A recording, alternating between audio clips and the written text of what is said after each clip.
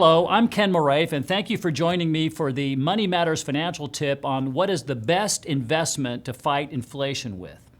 And for the answer to that question, we need to go back to the worst period of inflation that we've ever had in our country, which is 1980 and 1981. And if you go back to that time, what you'll see is that the inflation rate at that time was 11% in both of those years. So we actually had 2 years where we lost 10%, 11% of our purchasing power, 22% in 2 years. Think about that. Now, during that time, the best investment to be in, believe it or not, was the stock market. The stock market rose during those 2 years by 49%.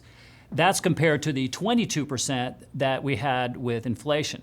So in that instance, the stock market was the best inflation fighting tool to use. And when we go back and look at historical periods, we see that the stock market is a very good inflation fighter.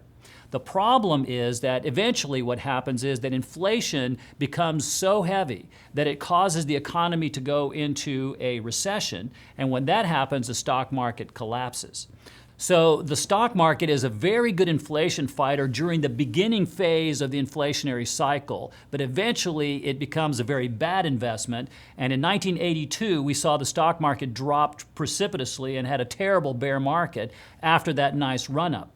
So the important thing is to participate in the rising part and get out before any major losses are incurred.